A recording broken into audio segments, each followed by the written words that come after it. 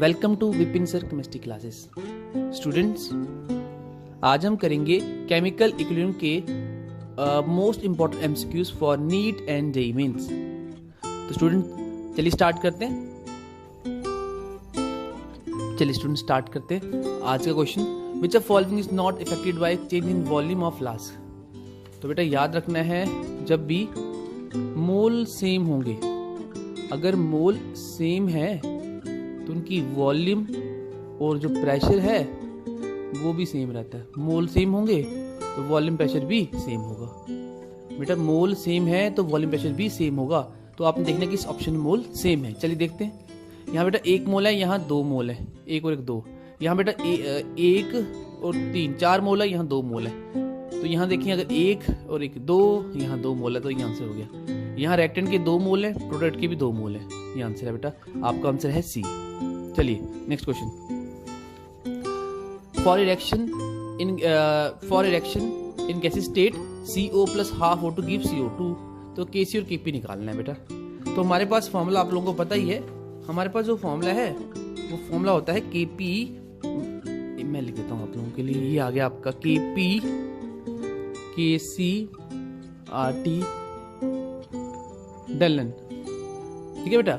तो हमें डेलन निकालना। डेलन क्या होता है? Number of mole of product minus number of mole of reactant. Product minus number of mole of reactant. तो बेटा मोल देखते हैं हम लोग। ये देखो, इसके मोल क्या है बेटा? कुछ ना तो 1 होता है, ये 1 आ गया, ये बीच माइनस आ गया बेटा। इसका 1 और 0.5, 1.5, इसको 0.5 मान लेते हैं। 1 प्लस 1.5 दैट इज 1.5। तो 1.5 बेटा माइनस करेंगे तो क्या आएगा आपका? माइनस 0.5। ठीक है। इसके मूल क्या है? 1 है। इधर कितना? 1 प्लस 0.5, 1/2 को 0.5 ले लिया। 1 प्लस 0.5 क्या हो गया? 1.5। तो 1.5 को 1 से माइनस किया तो आया आपका 0.5। तो फिर ये वाली वैल्यू इधर पुट करेंगे, बाकी आंसर आपका आ गया है। तो KP KC ये आ गया RT। तो 0.5 को 1/2 लिख सकते हैं हम लोग। बढ़ क्या? माइनस में है। अभी माइनस में तो नीचे आ जाएगा। देखो बेटा, KP KC RT की पावर 1/2। अब नीचे है तो माइनस हट गया। हमें क्या फाइंड करना है? KP पे KC फाइंड करना है। तो बेटा नीचे आ गया, तो आ गया हमारा KP बाय KC, वो आ गया आपका 1/R2 cos की पावर 1/2। ठीक है।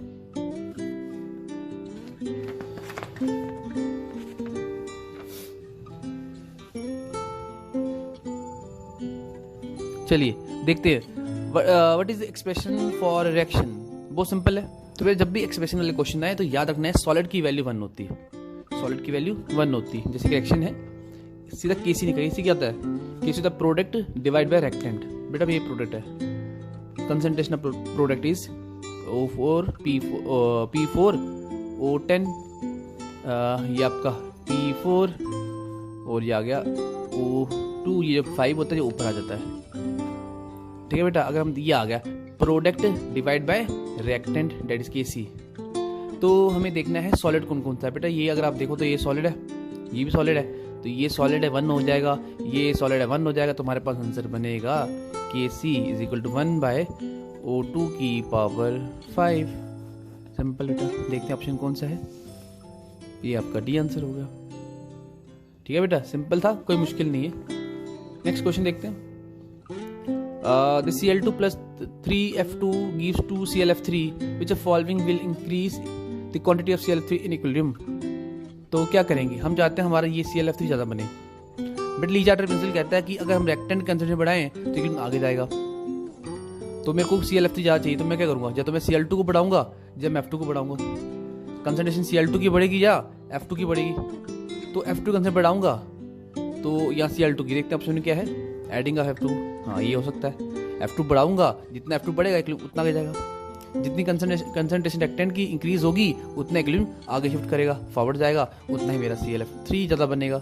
तो मेरे पास बेटा आएगा आंसर एडिंग ऑफ F2, ये आंसर होगा।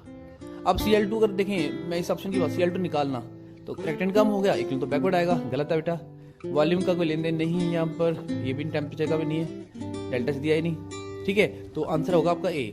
आगे बढ़ते हैं, चलिए स्टूडेंट स्टार्ट करते हैं। Next question, for a reversible reaction N2 + 3H2 gives 2NH3 + heat, equilibrium shift करना है फॉरवर्ड डायरेक्शन में। मेरे को अमोनिया बनाना है ज़्यादा से ज़्यादा।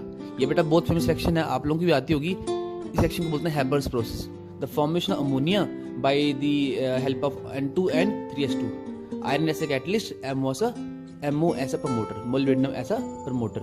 इस सेक्शन को हैबर्स प्रोसेस कहते हैं। 12th में थी पी ब्लॉक में बच्चों को।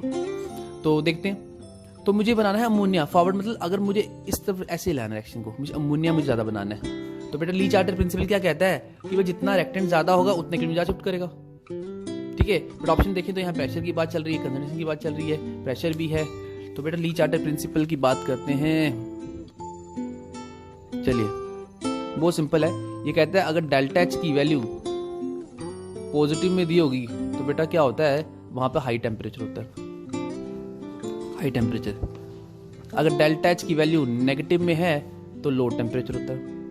ये शॉर्ट ट्रिक है, आप लोगों की टेक्निक है। डेल्टा एच की वैल्यू पॉजिटिव में दी है तो हाई टेम्परेचर, नेगेटिव में दी है तो लो टेम्परेचर, ठीक है, सिंपल। इसी तरह आप लोगों को यही बता देता हूँ, mole direct relation to volume, inverse relation to pressure, कि सर जिसके मोल ज़्यादा उसकी वॉल्यूम ज़्यादा, बट प्रेशर इनवर्सली, कि जहाँ मोल बढ़ेंगी, जिस सेक्शन में मोल बढ़ रहे हैं तो वॉल्यूम बढ़ेगी, प्रेशर कम होगा। जैसे इसमें देखें, यहाँ कितने मोल हैं, यहाँ 3 1 4, रिएक्टेंट साइड 4 मोल है, यहाँ कितने 2 मोल हैं। तो जब यहाँ से यहाँ जा रहे हैं तो मोल क्या हो रहे हैं, कम हो रहे हैं। कैसे कम हो रहे हैं, यहाँ 4 हैं, यहाँ पे 2 हैं। मोल कम होना मतलब वॉल्यूम कम होगी, बट प्रेशर इंक्रीज होगा, क्योंकि मोल और वॉल्यूम डायरेक्टली है, प्रेशर इनवर्सली है। तो शॉर्ट टेक्निक है आप लोगों के लिए। कल क्वेश्चन आ जाए किस में प्रेशर इंक्रीज कर रहा है, किस में प्रेशर डिक्रीज कर रहा है, या किस में वॉल्यूम इंक्रीज या डिक्रीज कर रही है, तो आप देखना मोल को क्या हो रहा है। मोल इंक्रीज होंगे वॉल्यूम इंक्रीज करेगी, मोल डिक्रीज होंगे तो वॉल्यूम डिक्रीज करेगी। इस तरह मोल इंक्रीज होंगे प्रेशर डिक्रीज करेगा। यहाँ मोल 4 से 2 हो रहे हैं, मोल कम हो रहे हैं, मतलब हमारे पास क्या हो रहा है, वॉल्यूम कम हो रही है, बट प्रेशर ज़्यादा हो रहा है। तो जिसमें ऑप्शन ज़्यादा प्रेशर वाला होगा वो ऑप्शन हमारा हो सकता है, ठीक है। चलिए आगे बढ़ते हैं, बट अभी करने से पहले एक चीज़ और बताता हूँ आपको।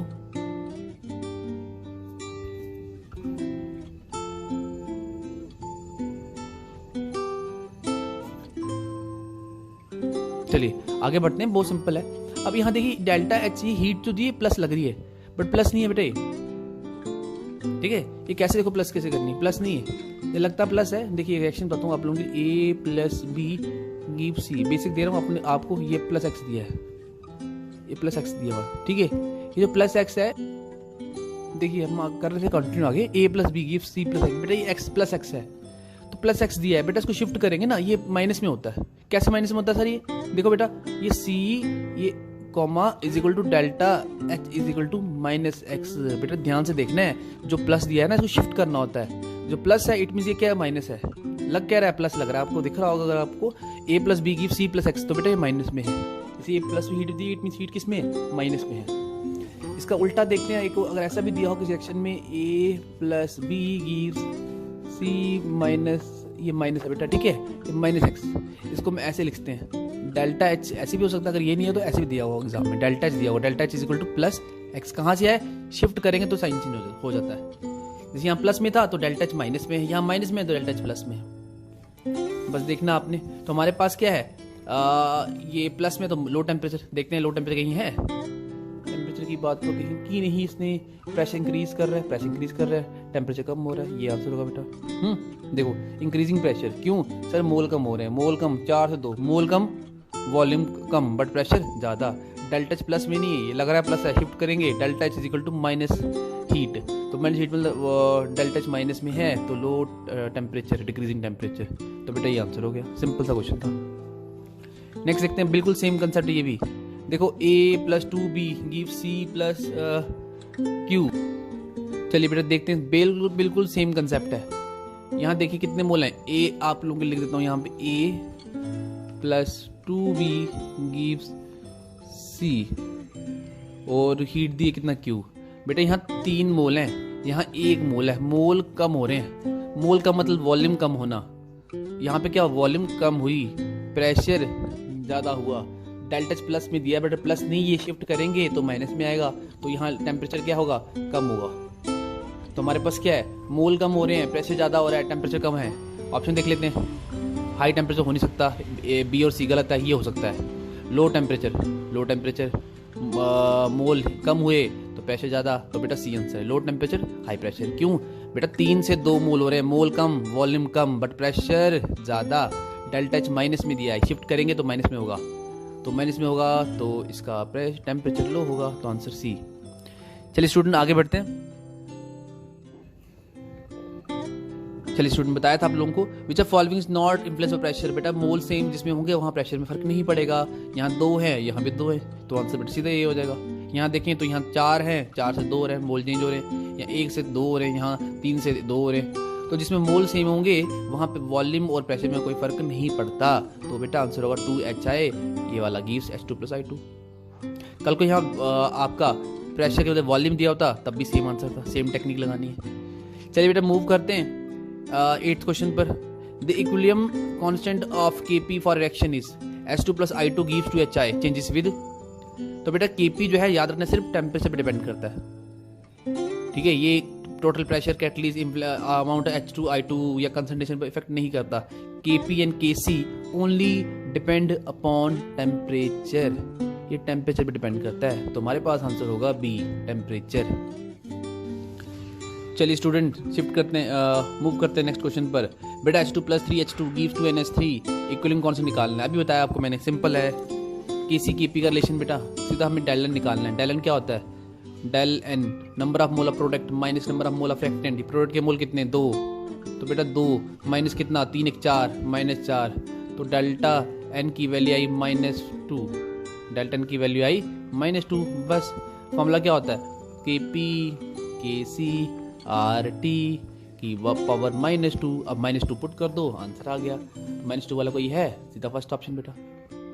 अब कल को इसको ऐसे भी लिख सकता है, ये -2 है ना, तो बेटा देखो Kp Kc RT की पावर 2 माइनस हट जाता है, ठीक है बेटा। सिंपल सा है, या तो ऑप्शन में ये दिया होगा या तो ये दिया होगा। ये बेटा Kc लिखा है और RT लिखा है ब्रैकेट में, बस सिंपल है। तो हमारे पास जो होगा आंसर होगा वो फर्स्ट होगा। आगे बढ़ते हैं बेटा नेक्स्ट क्वेश्चन पर। ये आ गया what is expression for reaction. बेटा Kc निकालना है। 2NO + Cl2 gives 2NOCl। चलिए देखते हैं बेटा, बहुत सिंपल है। Kc निकाल, Kc क्या होता है? Product concentration divide by reactant concentration. Product क्या है? ये तो NOCl, जो पावर होती है इनकी, जो कोएफिशिएंट वो बाहर आते हैं, ये NOCl है। फिर हमारे पास रिएक्टेंट क्या है? NO की पावर 2 और ये Cl2, बस खत्म बेटा। ये नहीं आते, ये अंदर ही रहते हैं। अगर जो कोएफिशिएंट होंगे जो आगे दिए होते हैं वो ब्रैकेट के बाहर आते हैं और ऊपर आएंगे, बस खत्म। तो क्या किया? Product divide by reactant. Product में क्या था? 2NOCl, NOCl रखा, ब्रैकेट के बाहर रखा 2, यहाँ पे NO है, NO रखा, बाहर 2 रखा, यहाँ Cl2 लिखा। बस अब देखते हैं हमारा क्या आंसर बनने वाला है। तो बेटा ये देखिए आपका आंसर है, सिंपल है। आगे बढ़ते हैं, चलिए स्टार्ट करते हैं। अभी हमारा last question, which of following is not characteristic of equilibrium.